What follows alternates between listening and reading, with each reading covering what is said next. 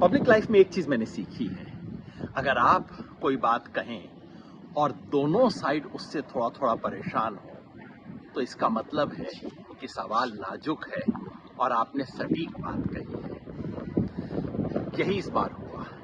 जब से मैंने कल रात को लोकसभा चुनाव के आकलन 5वें फेज के बाद अपना फाइनल आकलन पेश किया एक वीडियो में, तब से प्रतिक्रिया देखने के बाद से मुझे लगा कि भाई तीर सही निशाने पे लगा है। बीजेपी वाले ट्रोल तो हमेशा ही गाली गलौज करते हैं, उन्होंने इस बार भी गाली गलौज की, बात को ऐसा तोड़ मरोड़ के पेश किया। कुछ इंडिया गठबंधन के लोग भी इस प्रोपेगेंडा से विचलित हो गए। अरे क्या बात कह रहे हैं आप, आपने क्या कह दिया। मुझे ये सब सुन के गुस्सा भी आया, हंसी भी आई, लेकिन एक गहरा संतोष भी हुआ। गुस्सा इस बात का कि मीडिया कैसे पेश कर रहा है। मैं कह रहा हूं कि बीजेपी को कम से कम 2019 से 50 सीट का नुकसान होगा, 250 से कम आ सकती है। बीजेपी को मेजॉरिटी मिलने का सवाल नहीं होता है और ये संभव है कि एनडीए को भी मेजॉरिटी ना आए। और मीडिया क्या रिपोर्ट कर रहा है, योगेंद्र यादव ने बीजेपी की जीत की भविष्यवाणी की। अरे मीडिया चलाते हो कि चुटकुले की दुकान चलाते हो।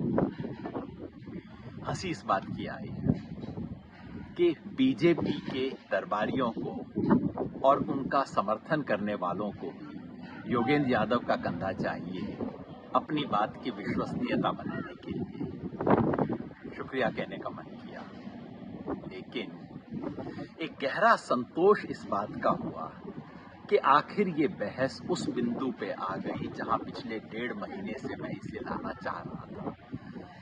1.5 महीने से मैं कह रहा हूं कि भाई ये 400 पार की बात टोटल फिजूल है, बकवास है, 420 है, झूठा प्रोपेगेंडा है, इस पे बात करने की जरूरत नहीं है। इतने महीनों तक बात करने के बाद अब मीडिया ने इस पे पूर्ण विराम लगा दिया है। मैं ये भी कह रहा हूं कि 303 के ऊपर जाने की बात नामुमकिन है। लगता है 303 के ऊपर की बात करने वालों ने भी अब वो बात छोड़ दी है। मैंने ये भी कहा कि बीजेपी को 272 के ऊपर नहीं जा रही है, 272 से नीचे है।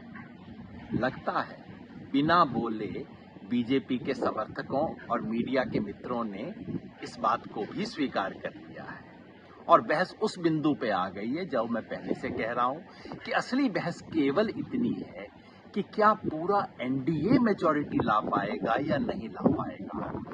मैंने ये कहा कि 5वें दौर के अंत में एनडीए आगे था, इंडिया पीछे था।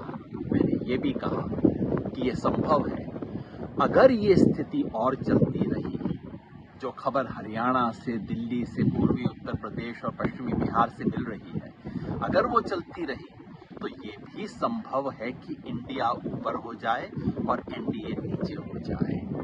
मतलब ये चुनाव पलट चुका है।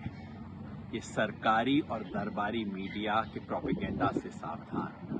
बस देखते रहिए खेल चुनाव का और खेल मीडिया का।